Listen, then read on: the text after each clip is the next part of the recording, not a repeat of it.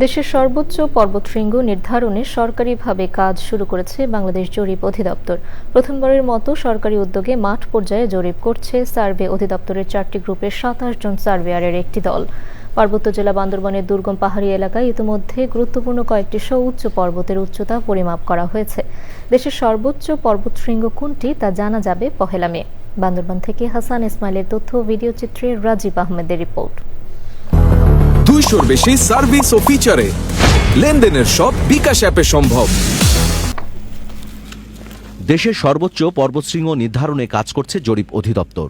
জরিপ দল 4 থেকে 12 এপ্রিল পর্যন্ত বান্দরবনের রুমা ও থানচি উপজেলার আয়াতলাং পাহাড়, জোতলাং, কেওক্রাডাং, তাজিংডং 1, তাজিংডং 2, সাফাহাফাং 1, সাফাহাফাং 2 ও যোগীহাফাং সহ 8টিরও বেশি সম্ভাব্য উচ্চতর শৃঙ্গের উচ্চতা আধুনিক প্রযুক্তির মাধ্যমে পরিমাপ করছে। এই জরিপের লক্ষ্য সর্বোচ্চ শৃঙ্গের অক্ষাংশ, দ্রাঘিমাংশ এবং গড় সমুদ্রতল থেকে উচ্চতা উভয় ক্ষেত্রেই সেন্টিমিটার স্তরের নির্ভুলতা নিশ্চিত করা। এখান থেকে প্রাপ্ত যে ইলিপসের উচ্চতা পাওয়া যাবে, সেই ইলিপসের উচ্চতাকে আমরা যদি জিডাল সেপারেশন করি, জিডাল সেপারেশনের মাধ্যমে খুব সহজেই যে কোনো পজিশনের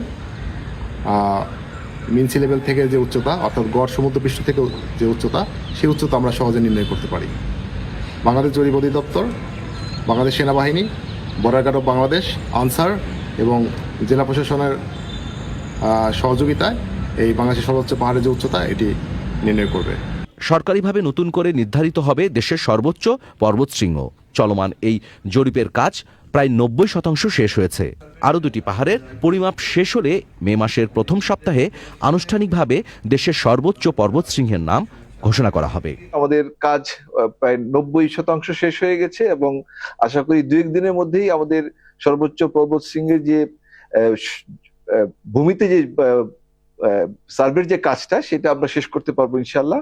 দেশের পর্বতশৃঙ্গের উচ্চতা নির্ধারণে এর আগে কখনো এ ধরনের জরিপ হয়নি। সর্বোচ্চ পর্বতশৃঙ্গ হিসেবে বর্তমানে আলোচনায় রয়েছে সাকাহাফাং ও জোতলাং পাহাড়, যা থানচি উপজেলায় অবস্থিত। Rajib Ahmed, channel I.